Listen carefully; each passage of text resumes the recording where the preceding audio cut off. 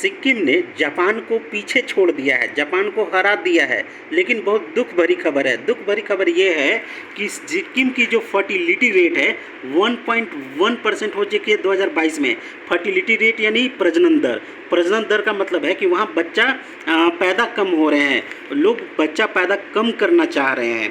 तो सबसे कम आबादी वाला राज्य है सिक्किम, जिसकी आबादी है मात्र 7 लाख से कम ही है। तो प्रति महिला एक बच्चे की प्रजनन दर पे आ चुका है सिक्किम। तो जनसंख्या में भारी कमी हो जाएगी। अब जनसंख्या बढ़ाने के ढेर सारे उपाय बताए जा रहे हैं।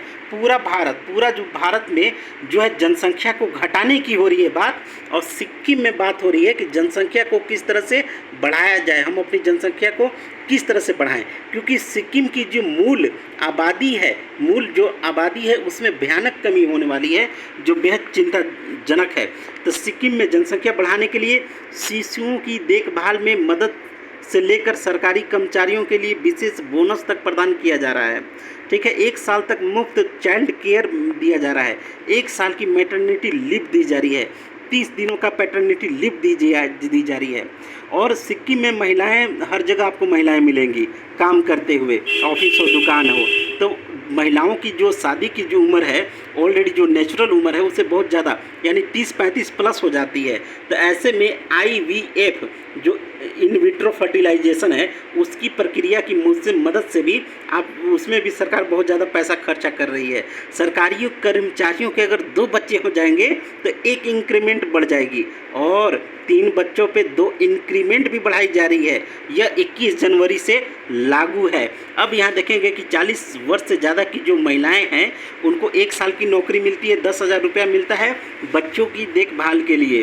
फैमिली हेल्थ सर्वे के मुताबिक 20 से 49 जो साल के जो 40% पुरुष हैं और 25% महिला की शादी अभी तक हुई नहीं है।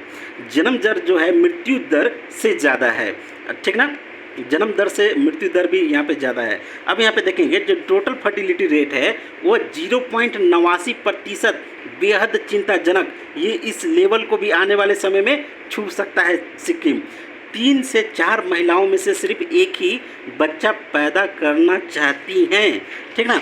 जापान का जो 1.3 बर्थ पर वुमेन है, ठीक ना, और साउथ कोरिया का 1.075 है, ठीक है। अब यहाँ पे देखेंगे तो ये हालात बहुत ही खतरनाक है। कई समस्याएं होती हैं, खासकर सामाजिक समस्याएं होती हैं, ठीक ना। ये आनुवांशिक या उनकी रिप्रोडक्टिव सिस्टम से समस्या नहीं है, समस्या सामाजिक समस्या है। लोग पढ़े लिखे हैं, एजुकेटेड हैं, महिलाएं भी हैं, कैरियर ओरिएंटेड हैं। जब कैरियर ओरिएंटेड है तो कैरियर बनाने में 30-32 साल पहुंच गए। अब उसके बाद शादी हुई तो अकेलापन रहना चाहते हैं, अब फिर शादी भी होती है तो एक बच्चा करना चाहते हैं। तो कहीं ना कहीं सिक्किम की जो जनसंख्या है बहुत ज़्यादा भारी गिरावट ले सकती है। भाई बच्चे रहेंगे तभी तो राज्य रहेगा। युवाओं की जिम्मेदारी बनती है विवाह, ये जिम्मेदारी है, और इस जिम्मेदारी से पालन करेगा। बच्चे नहीं होंगे तो राज्य कहाँ से होगा, आपका घर परिवार नहीं होगा। तो वहाँ की जो यूथ है, चाहे वह लड़के हैं या लड़कियाँ, उनको समझना होगा कि बच्चे 2 न सही, 1 ही सही, लेकिन ज़रूरी है, राज्य के लिए भी ज़रूरी है, आपके भविष्य के लिए, वंश के लिए भी ज़रूरी है। तो ये एक सामाजिक समस्या है, ठीक ना।